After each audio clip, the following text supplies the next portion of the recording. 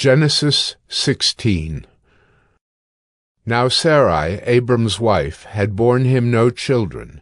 She had a female Egyptian servant whose name was Hagar. And Sarai said to Abram, Behold now, the Lord has prevented me from bearing children. Go into my servant. It may be that I shall obtain children by her. And Abram listened to the voice of Sarai.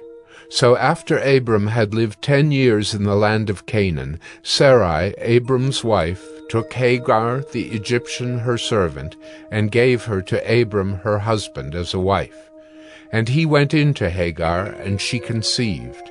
And when she saw that she had conceived, she looked with contempt on her mistress. And Sarai said to Abram, May the wrong done to me be on you. I gave my servant to your embrace, and when she saw that she had conceived, she looked on me with contempt. May the Lord judge between you and me. But Abram said to Sarai, Behold, your servant is in your power. Do to her as you please. Then Sarai dealt harshly with her, and she fled from her. The angel of the Lord found her by a spring of water in the wilderness, the spring on the way to Shur. And he said, Hagar, servant of Sarai, where have you come from, and where are you going? She said, I am fleeing from my mistress Sarai. The angel of the Lord said to her, Return to your mistress and submit to her.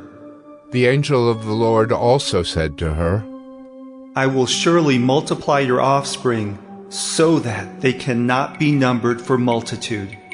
And the angel of the Lord said to her, Behold, you are pregnant and shall bear a son.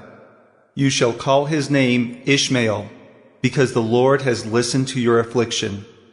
He shall be a wild donkey of a man, his hand against everyone, and everyone's hand against him. And he shall dwell over against all his kinsmen. So she called the name of the Lord who spoke to her. You are a God of seeing. For she said, Truly, here I have seen him who looks after me. Therefore the well was called Bir-lahai-roi. It lies between Kadesh and Bered. And Hagar bore Abram a son. And Abram called the name of his son, whom Hagar bore, Ishmael. Abram was 86 years old when Hagar bore Ishmael to Abram. Genesis 17. When Abram was 99 years old, the Lord appeared to Abram and said to him, I am God Almighty. Walk before me and be blameless, that I may make my covenant between me and you, and may multiply you greatly. Then Abram fell on his face, and God said to him, Behold, my covenant is with you, and you shall be the father of a multitude of nations. No longer shall your name be called Abram, but your name shall be Abraham. For I have made you the father of a multitude of nations. I will make you exceedingly fruitful, and I will make you into nations, and kings shall come from you. And I will establish my covenant between me and you, and your offspring after you, throughout their generations for an everlasting covenant, to be God to you, and to your offspring after you. And I will give to you and to your offspring after you the land of your sojournings, all the land of Canaan for an everlasting possession, and I will be their God. And God said to Abraham, As for you, you shall keep my covenant, you and your offspring after you throughout their generations. This is my covenant which you shall keep between me and you and your offspring after you. Every male among you shall be circumcised. You shall be circumcised in the flesh of your foreskins, and it shall be a sign of the covenant between me and you. He who is 8 days old among you shall be circumcised, every male throughout your generations, whether born in your house, or bought with your money from any foreigner who is not of your offspring. Both he who is born in your house and he who is bought with your money shall surely be circumcised. So shall my covenant be in your flesh, an everlasting covenant. Any uncircumcised male who is not circumcised in the flesh of his foreskin shall be cut off from his people. He has broken my covenant. And God said to Abraham, As for Sarai, your wife, you shall not call her name Sarai, but Sarah shall be her name. I will bless her, and moreover, I will give you a son by her. I will bless her, and she shall become nations. Kings of people shall come from her. Then Abraham fell on his face and laughed, and said to himself, Should a child be born to a man who was 100 years old? Shall Sarah, who is 90 years old, bear a child? And Abraham said to God, Oh, that Ishmael might live before you. God said, No, but Sarah your wife shall bear you a son, and you shall call his name Isaac. I will establish my covenant with him as an everlasting covenant for his offspring after him. As for Ishmael, I have heard you. Behold, I have blessed him and will make him fruitful, and multiply him greatly. He shall father 12 princes, and I will make him into a great nation. But I will establish my covenant with Isaac, whom Sarah shall bear to you at this time next year. When he had finished talking with him, God went up from Abraham. Then Abraham took Ishmael his son, and all those born in his house or bought with his money, every male among the men of Abraham's house, and he circumcised the flesh of their foreskins that very day, as God had said to him. Abraham was 99 years old when he was circumcised in the flesh of his foreskin, and Ishmael his son was 13 years old when he was circumcised in the flesh of his foreskin. That very day Abraham and his son Ishmael were circumcised. And all the men of his house, those born in the house, and those bought with money from a foreigner, were circumcised with him. Genesis 18. And the Lord appeared to him by the oaks of Mamre, as he sat at the door of his tent in the heat of the day. He lifted up his eyes and looked, and behold, 3 men were standing in front of him. When he saw them, he ran from the tent door to meet them, and bowed himself to the earth, and said, O Lord, if I have found favor in your sight, do not pass by your servant. Let a little water be brought, and wash your feet, and rest yourselves under the tree, while I bring a morsel of bread that you may refresh yourselves, and after that you may pass on, since you have come to your servant. So they said, Do as you have said. And Abraham went quickly into the tent to Sarah, and said, Quick, 3 seahs of fine flour, knead it, and make cakes. And Abraham ran to the herd, and took a calf, tender and good, and gave it to a young man, who prepared it quickly. Then he took curds and milk and the calf that he had prepared, and set it before them. And he stood by them under the tree while they ate. They said to him, Where is Sarah, your wife? And he said, She is in the tent. The Lord said, I will surely return to you about this time next year, and Sarah your wife shall have a son. And Sarah was listening at the tent door behind him. Now Abraham and Sarah were old, advanced in years. The way of women had ceased to be with Sarah. So Sarah laughed to herself, saying, After I am worn out and my Lord is old, shall I have pleasure? The Lord said to Abraham, Why did Sarah laugh and say, Shall I indeed bear a child now that I am old? Is anything too hard for the Lord?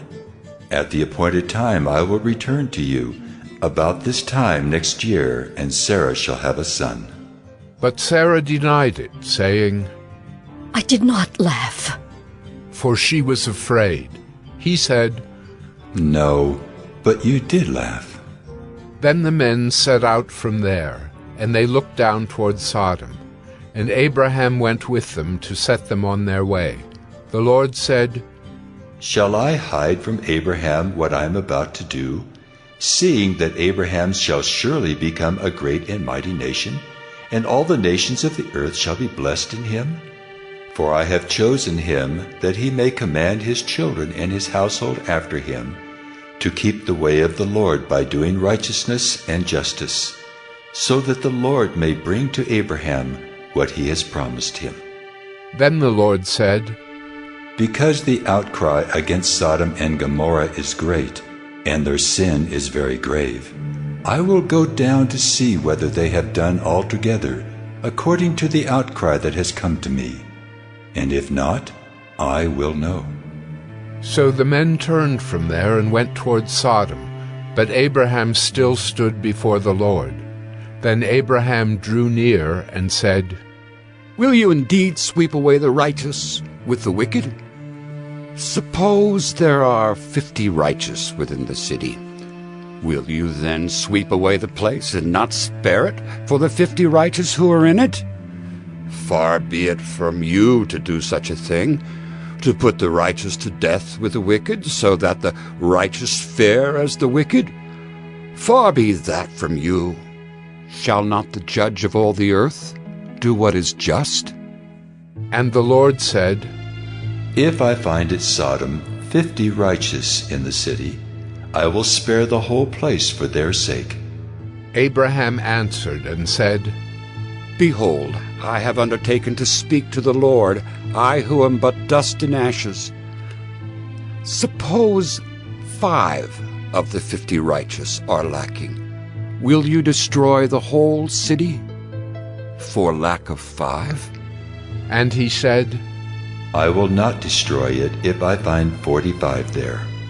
Again he spoke to him and said, Suppose 40 are found there.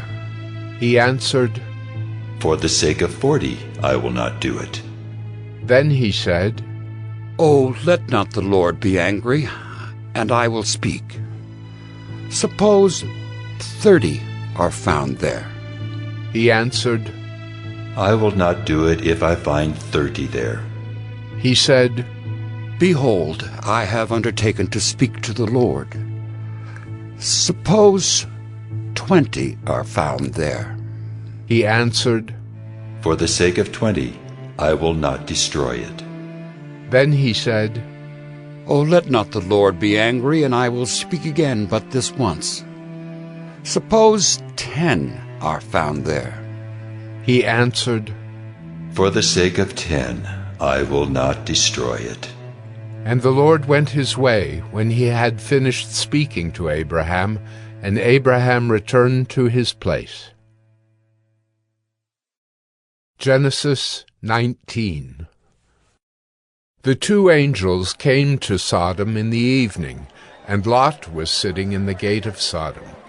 When Lot saw them, he rose to meet them and bowed himself with his face to the earth, and said, "My lords, please turn aside to your servant's house and spend the night and wash your feet. Then you may rise up early and go on your way." They said, "No, we will spend the night in the town square." But he pressed them strongly, so they turned aside to him and entered his house. And he made them a feast and baked unleavened bread, and they ate. But before they lay down, the men of the city, the men of Sodom, both young and old, all the people to the last man, surrounded the house. And they called to Lot, "Where are the men who came to you tonight? Bring them out to us, that we may know them." Lot went out to the men at the entrance, shut the door after him, and said, "I beg you, my brothers, do not act so wickedly. Behold, I have 2 daughters who have not known any man. Let me bring them out to you, and do to them as you please. Only do nothing to these men, for they have come under the shelter of my roof." But they said, "Stand back!" And they said, "This fellow came to sojourn, and he has become the judge." Now we will deal worse with you than with them.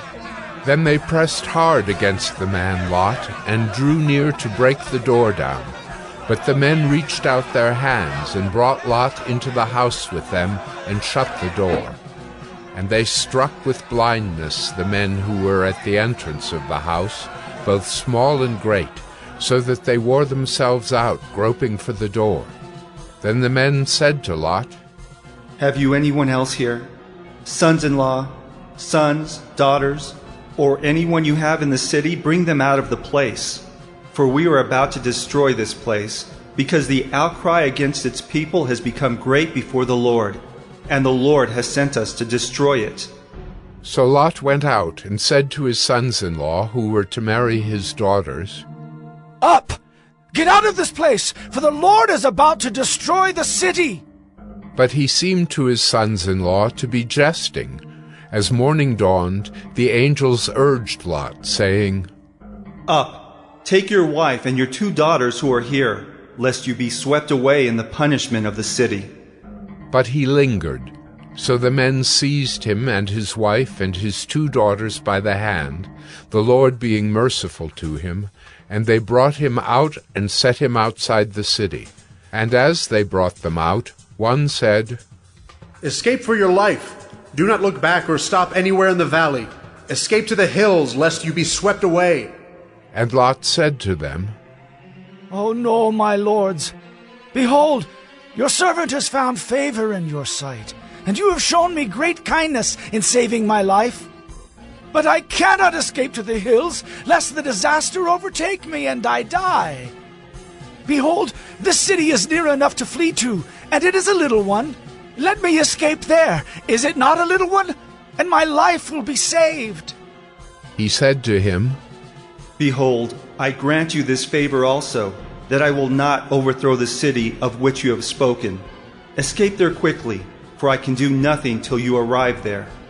Therefore the name of the city was called Zoar. The sun had risen on the earth when Lot came to Zoar. Then the Lord rained on Sodom and Gomorrah sulfur and fire from the Lord out of heaven.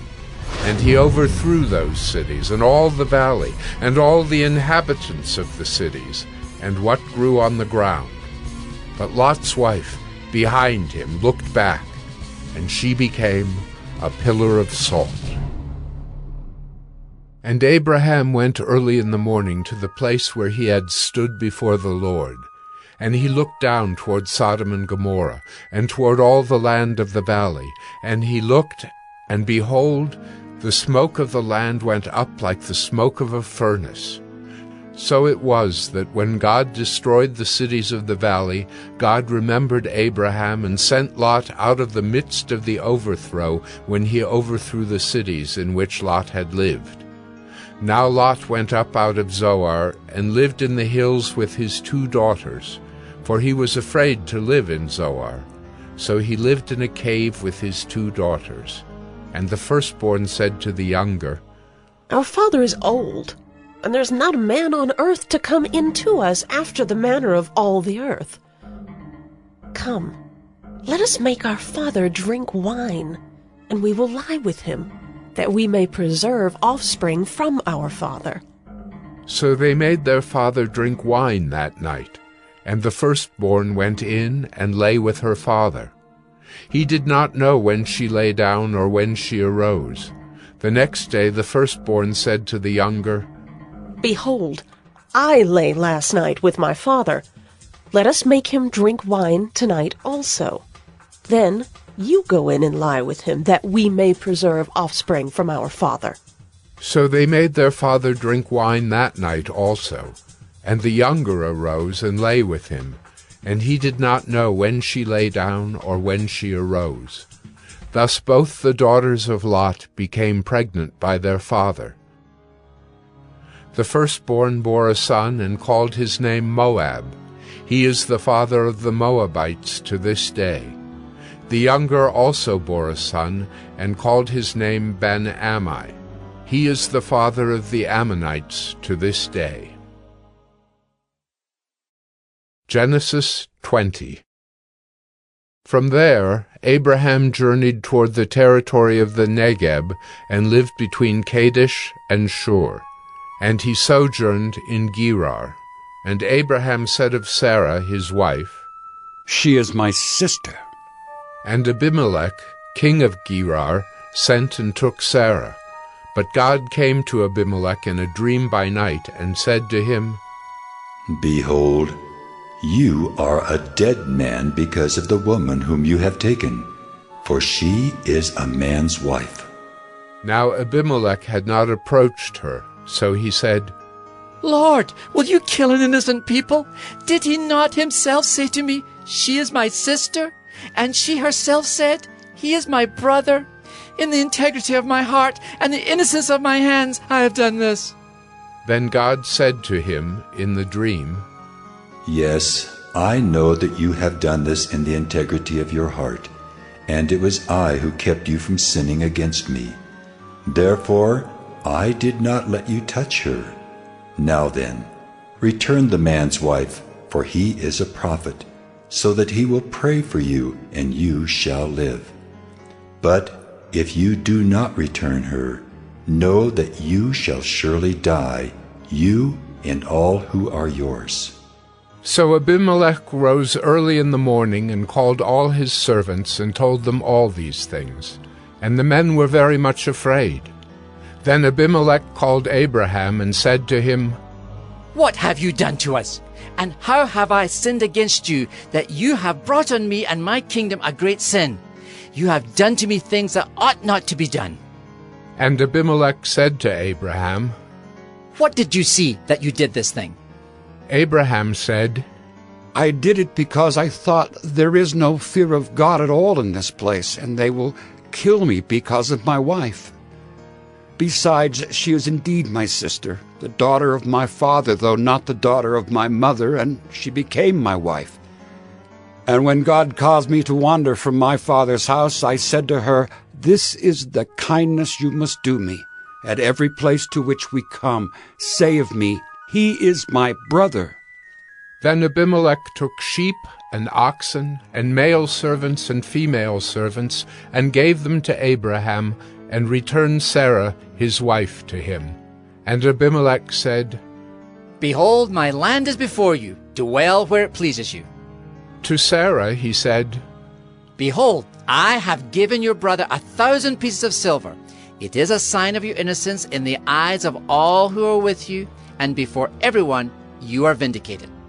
Then Abraham prayed to God, and God healed Abimelech, and also healed his wife and female slaves, so that they bore children. For the Lord had closed all the wombs of the house of Abimelech because of Sarah, Abraham's wife.